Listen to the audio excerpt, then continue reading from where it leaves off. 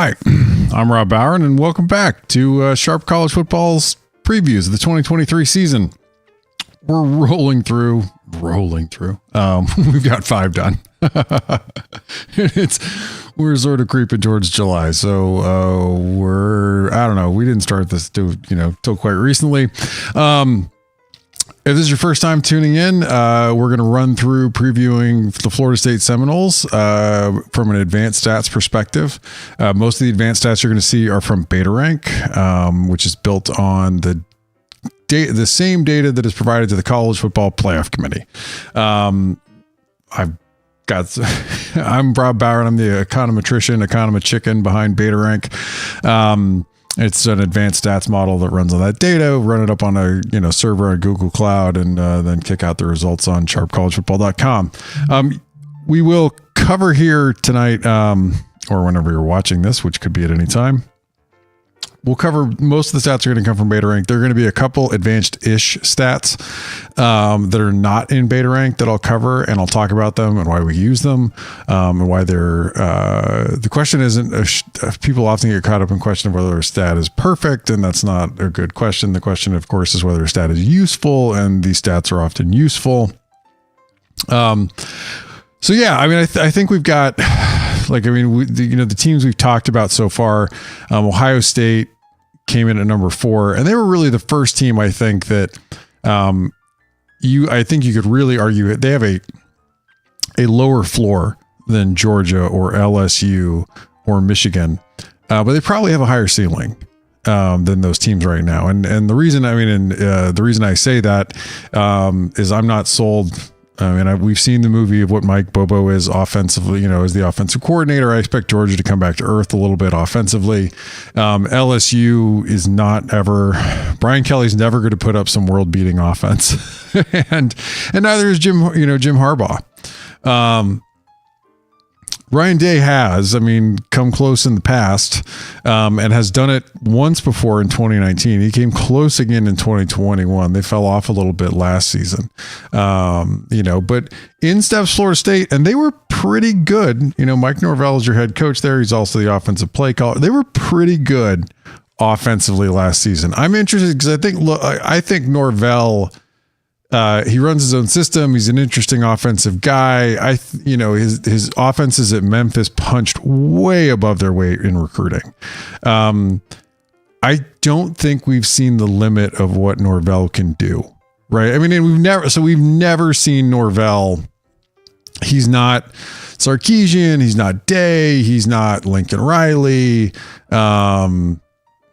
Running around out there, as an offensive play, somebody that had a shot to be an offensive coordinator at like a big school before they got their head coaching job.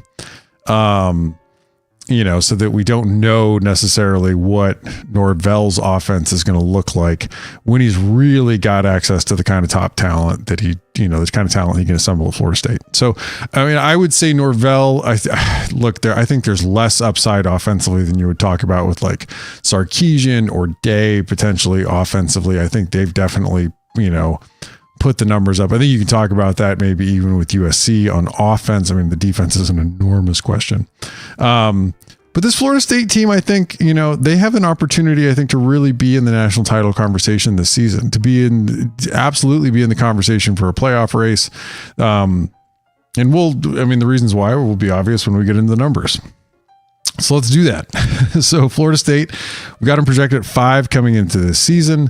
They finished number 8 overall last season. That was a tremendous improvement over where they were in 21. Big step up for them. They were at number 37 and 21 in Bowron. So last year was the first year you could really say like they kind of put it together under Norvell, and really took a lot of the heat off of Norvell's seat there. In what was, I think, a much bigger rebuild than people thought, taking over from the bottoming out under Jimbo Fisher and then the further bottoming out under Willie Taggart. Part of the reason they're projected so high is they're number 1 in returning production coming into this season. From Bill Connolly's returning production numbers, that helps a lot. Like Florida State, when we talk about like why they're projected so high, a team that finished number 8 last season and then finishes, comes back with the most production returning in all of college football's going to be projected pretty high coming into this year. They're at number 16 overall in the 2-year rolling recruiting rankings, which isn't bad. It's certainly, it speaks to, I think, that there's still headroom for Norvell as he gets the ship turned around. If they have a really good run, Florida State should be able to recruit really well. I mean, it's not going to be the easiest thing in the world. I mean, I think we sort of have the assumption that, it doesn't matter. They're going to be, you're in Florida, it's talent rich, you're going to be able to get what you want. And I will say, I think some of the assumptions that people have about the playoff and with the way college football is concentrating in the Big Ten and the SEC, that it's going to be largely dominated by them. And in some ways it will be. And in most ways it will be, but you have the opportunity, I think, for like a Gonzaga type situation where you've got a school that maybe sits outside of the top leagues or something like that, but is able to consistently build. I mean, and it does require, good coaching, but I think Florida State's I think they're going to have a tougher time recruiting than like the heyday under Bobby Bowden. Like, it's going to be less of a level playing field. Like, yes, you have a great situation geographically, but everybody else around you is going to have a lot more money than you to invest in recruiting. They're going to have the better TV slots, all of that. But it's still a good place to be. And I still think Florida State, even in a world of awash in SEC and Big Ten TV dollars, Florida State should be able to wind up in the top 10 in recruiting. This one's a big watch out. Something that they're going to have to improve on is they were at number 86 overall in special teams last season. Look, the overwhelming contributor in special teams is place kicking. Right. Like, I mean, everyone and their mother, when they remember special teams, they remember somebody scored a touchdown on a punt return, or we gave up a touchdown on a punt return. Those are fairly infrequent events. Special teams is, most of your special teams is dominated by the return game to a lesser extent, and then place kicking. Like, you kick a lot of field goals, and in college, it turns out like there's a big distribution in how good kickers are. So having a good kicker makes a big difference in college. Like, in the NFL, it's a little more uniform. Most NFL kickers are really good. Not so much in college. Florida State's got to improve on special teams. You are not going to, it's going to be very hard to make a playoff run if you're leaving points on the board, leaving field position on the board. They're going to have to get better here for sure. But let's hop in and talk about the offensive defensive splits and run through the numbers.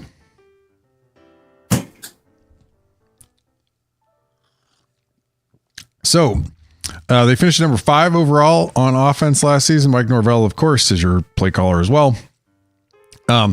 Excellent offense last year. On the cusp of excellence. Not quite. I mean, like, there was Georgia and Tennessee and then a gap before you got to some of the other teams. But Florida State made tremendous progress. They were, just huge progress offensively. They were at number 41 on offense in 21. This is a huge jump for them. Number 14 overall in drive efficiency. This is a number they probably need to pick up a little bit coming in the next year. Drive efficiency is a measure of your ability to string together long drives, not necessarily even long drives, but string together drives and put together points. So drive efficiency there, Florida State's going to have to get better at execution and maybe even a little better at play calling, and they'll be able to wrap this one up here. Number 2 in explosive drives. This is where they made most of their hay last season. I think Tennessee overall was like number 1, or maybe it was Georgia was number 1 in explosive drives. One of those two. Florida State's right behind them, and you can see, this is scaled to the top offensive explosive drive, team in the country. Florida State's right behind them. They were an extremely explosive football team last season. This is a number that, if the offense is going to get better, like, you expect them to hold on to, and stay in this range. Play efficiency, it's the least important of the core 4 beta rank metrics. It still matters. It measures, outside of explosives, your ability to get a solid yards per play, on just regular old plays. And they were pretty good here at number 14 overall. They could definitely pick it up a little bit here and improve the number. The biggest one to move is that drive efficiency number up top. Keeping an eye here, like, as we get down negative drives, this is avoiding 3 and outs, avoiding turnovers, avoiding having the defense force you to do bad, dumb things. Number six here, there is, some potential room to improve a bit here. I like them to improve this number as well coming in the next season with some more experience for Jordan Travis. Jordan Travis can, we'll get to, I was about to just hop right in, but let's do the effective rushing. Like they were a very, very good rushing team last season, number 5 in effective rush. And this is a part of where I get to of like, college football, this is a different animal.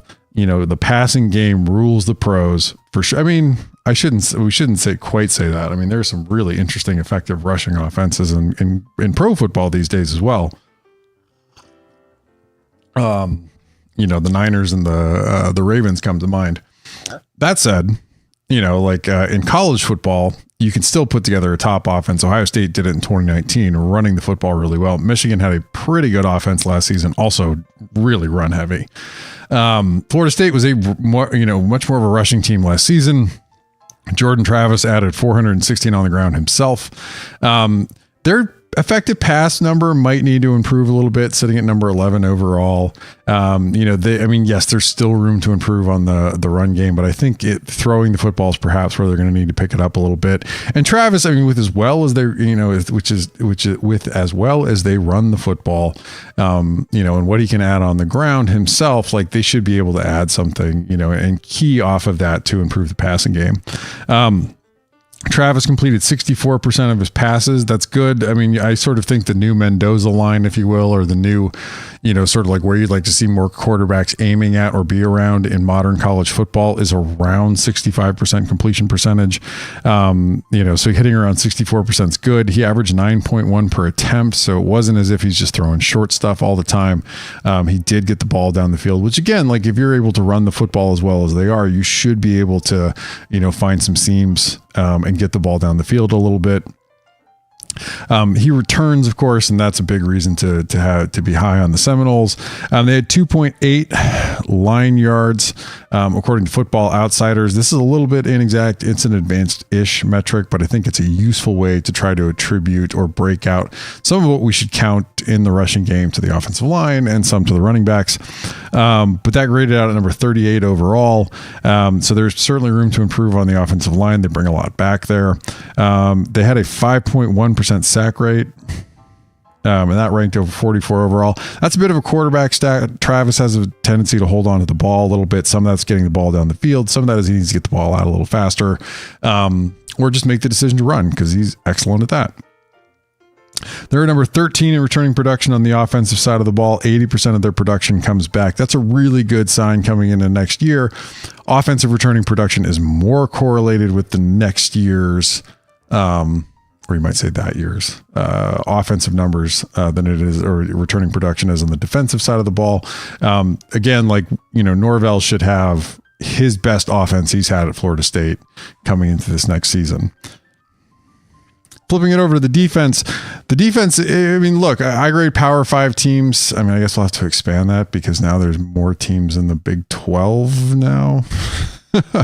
And we may have to rethink this once we get to the SEC and the Big Ten having such different amounts of money than everyone else. But at the moment, I find it to be a useful rubric to grade Power 5 teams on a 1, we'll say to 69 scale, since we've added in 4 teams into the Big 12 for this season. So 1 to 69, we'll say that. On a 1 to 69 scale, this puts Florida State's defense better than average, right? 26 overall, within the Power 5. Power 5 and Group of 5 schools have vastly different resources. So keep that in mind. That's why I sort of think it's a useful way to break this out and view the rubric, to sort of get an idea where they sit. But they had, this is a big improvement, or not a big. This is a fairly good improvement for them. They were at 33 and 21. It's sort of slow and steady improvement. I think you'd really like to see improvement for them as we're going to hit on right now, which is this drive efficiency number. They were at 85 overall in drive efficiency. Now these numbers are scaled to where because in modern college football, the offense is, if you put the number 1 explosive offense against the number 1 defense at containing explosives, that number 1 explosive offense is going to put up a bunch of explosive plays still, because that's just the nature of the beast these days. You just put up points in college football these days. It's an offensive game. But they have to get better at drive efficiency. They have to find ways to get off the field, find ways to use the field to their advantage. I mean, in particular, as good as their offense is going to be, the defense and the special teams has to get a little better too. But the defense has to get better at using long field to their advantage and find ways to not give up long drives. It absolutely crushed them last season. They did a decent job containing explosive drives, 17 there, but there's still plenty of headroom to improve. Play efficiency, that's not great at 28 overall. Where they made their hay, I mean, their best numbers were of, causing 3 and outs, causing turnovers, negative drives there. Adam Fuller is your DC here. I forgot to point that out. He came with Norvell from Memphis. Not a big run pass split, 33 in effective rush, 24 in effective pass. I mean, one of the big things I think that could really improve that, is getting better overall against the run. Right. Like, if you get better overall against the run, you're going to really help out this drive efficiency number. Sitting in a kind of a middle of the road, middle of the power 5, defending the run numbers can get you into trouble sometimes. So that would be a good place to start if you're going to grade out one of the things to keep an eye on in this defense. And, they only created disruptive plays, even though they have this high negative, drives number, forcing 3 and out, forcing turnovers. They created disruptive plays on 25% of plays. That put them at number 40 overall. Their third down percentage, and again, this is part of the problem. They're going to have to improve on third down. They gave up a first down on third down 35% of the time. That put them at 38 overall. They are at number 2 in returning production next season, according to Bill Connolly. That's 94% coming back. You have every reason, even if that is less correlated, you have every reason to expect that this defense is going to be better next season. All right, let's hop over and talk about the schedule. So the schedule is pretty favorable for the most part. You have the tough, what might be might be the best matchup of the early season against Florida State. That's a great game at Florida State.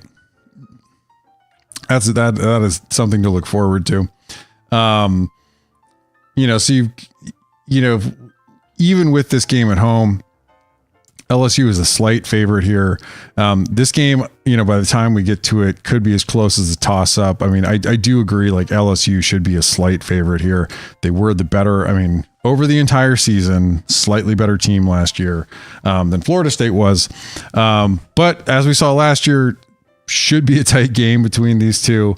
But whoever comes out of this game, look, LSU, I think it's right to say, under Brian Kelly, they have they're going to have a very high floor, but they're going to be the lower ceiling within the teams that are competing for the playoff, competing for the national championship versus what we've seen in, since say 2017 in college football. But this game for either Florida State or LSU is going to be a chip, whomever wins it is going to be a chip in their pocket as they go, throughout the season, and jockey for playoff position. But for Florida State, even if Florida State were to lose this game, the rest of the schedule isn't so overwhelming, right? That if they were able to get by Clemson, they're in a pretty good spot because we've got them projected at 10.5 wins if you can't count in the FCS game. And out of the 8 games they're going to play in the ACC, we've got them projected at 7.5, with really, even favored, against Clemson. And then, a fairly tougher game to close the season against Florida. But it's not, the ACC for the most part hasn't been overwhelming. FSU is now going to be in a position to potentially, if they can avoid just falling flat on their face in some of these, getting through unscathed. So Southern Miss shouldn't be too much of a challenge. Boston College is an interesting one. Jeff Hafley's in a lot of trouble, I think. He's really struggled to turn it around for Boston College. I don't necessarily love the offensive coordinator hires he's made. And the defense, they've, which is really his bailiwick, they've struggled to get it going. Clemson's an interesting one coming into this year. Defensively, they were pretty good. Of course, they get the new OC in there. They've been in trouble with the offense for a couple years now. This isn't just a last year phenomenon. The offense has been a problem for a while.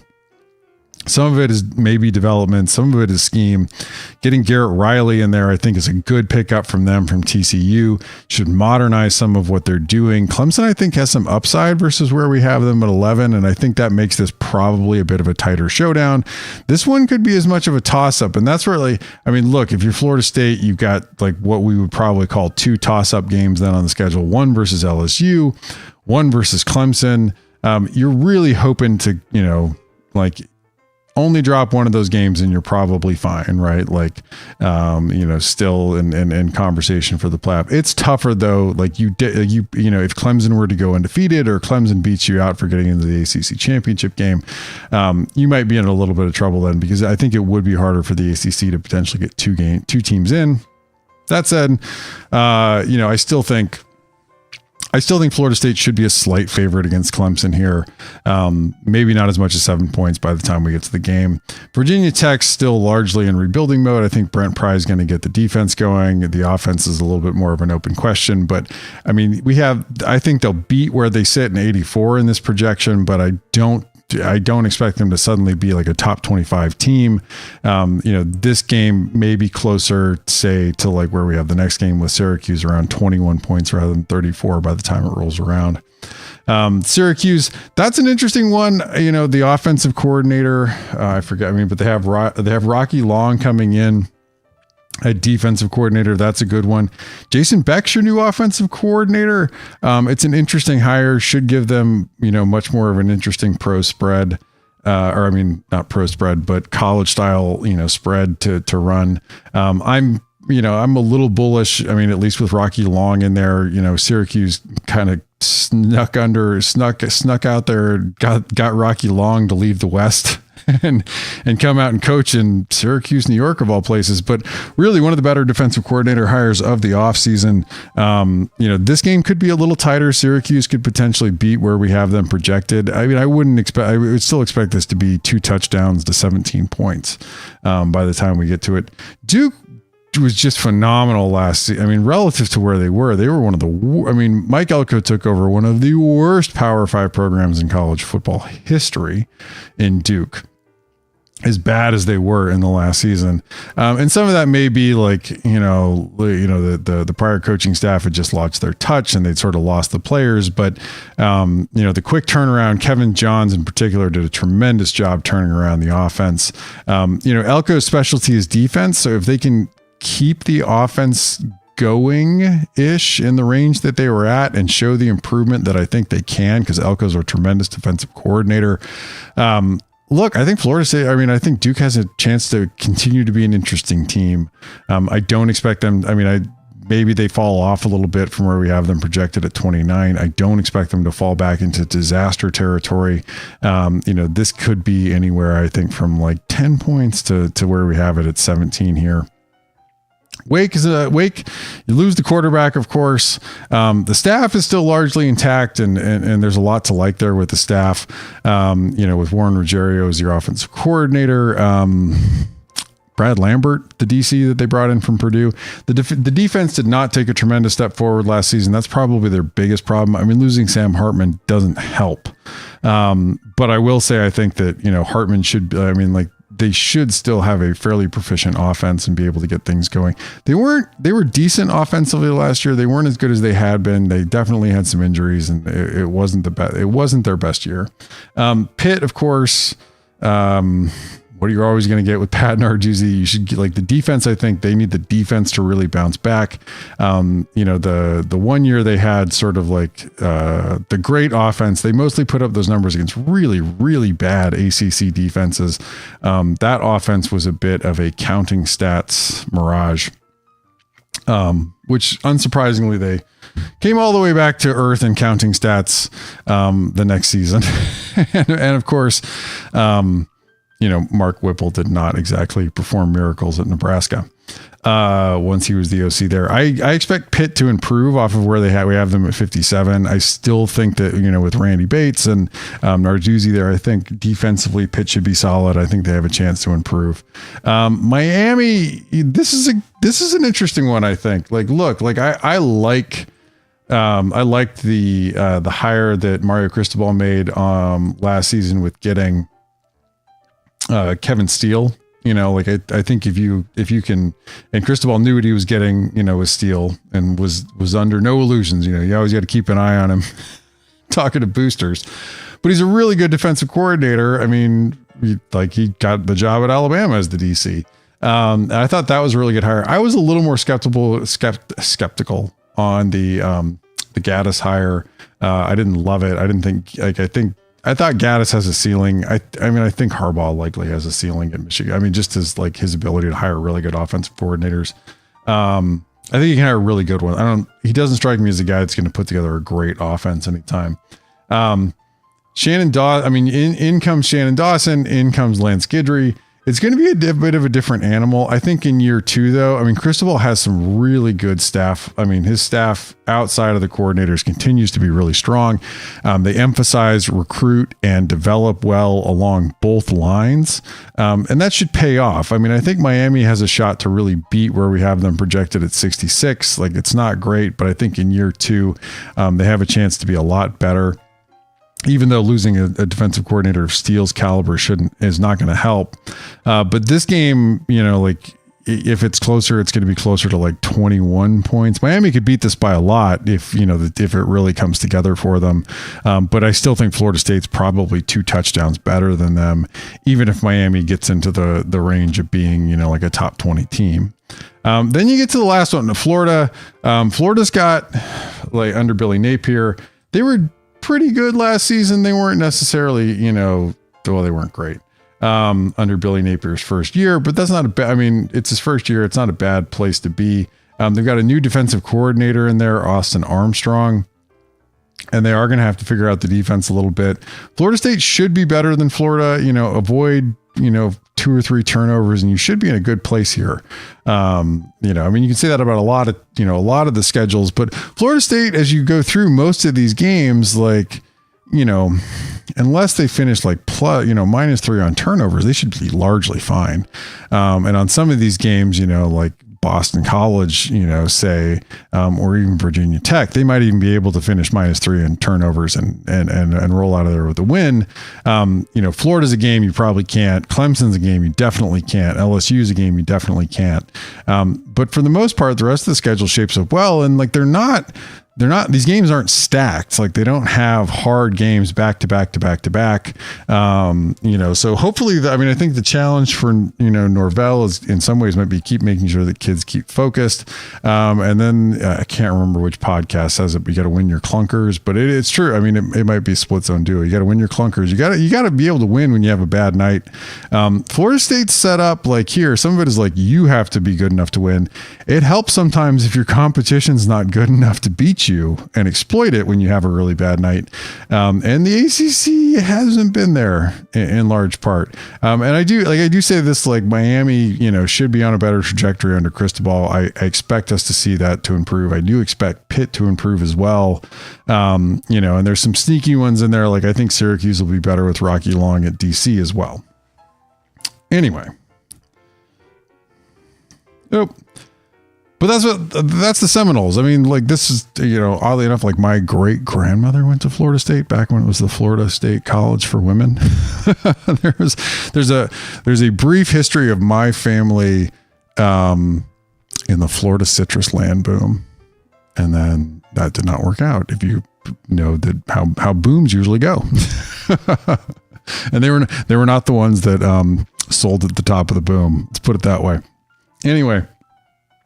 I'm excited for the Seminoles this year. I'm excited when a team, has been sort of down, has been able to make a good hire, stick with it. Norvell has certainly had some turbulent, tough times at Florida State. There's definitely times that there have been, many calls beyond just the message board nuts for Norvell's head. And to see Florida State, you can argue they maybe didn't have the money for another buyout right after buying out Taggart, but still, I mean, like they stuck with him, and he's been able to sort of persevere, get it turned around. It was a massive roster cleanup. I mean, we should appreciate these kind of jobs in college football when someone's able to do that. So I do. I'm excited to see this Florida State team. I'm excited. I'm interested to see what Norvell's ceiling is as a play caller when he's got talent.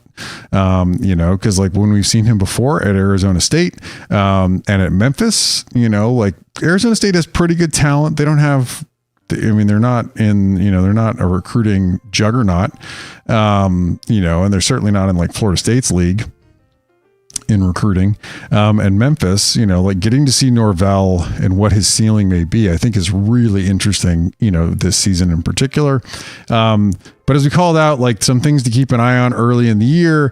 Can they improve their drive efficiency overall? Just keep an eye on that. They don't have a tremendous, that LSU game is going to be the one maybe to keep an eye on first. And then the Clemson game, are they able to sustain drives, or are they just, are they purely, look, I mean, there's still room to improve on explosiveness too. They could become a more explosive offense. But I think that largely the improvement's going to come on execution, and some consistent play calling. I mean, Norvell's really sharp. I don't want to take away too much away from that. I think it's mostly execution, on being able to sustain drives there. But keep an eye out for that. On the defensive side, the offense is going to be scoring enough points. They got to find ways to use the field to their advantage. They should have great field position on most of their drives. They should be able to find ways to get off the field. Can they do that? I mean, look, a lot of defenses have shifted and been willing to give up more dink and dunk underneath, in order to avoid giving up big plays. I'm sure some of that is scheme-wise related with Florida State, committing to avoiding giving up big plays and ending up giving up points on long drives. But they got to prevent that. They got to clean it up a bit defending the run as well. And keep an eye on place kicking, keep an eye on special teams. Don't look at the highlights, look at the nitty gritty in and out, like what are the return yards?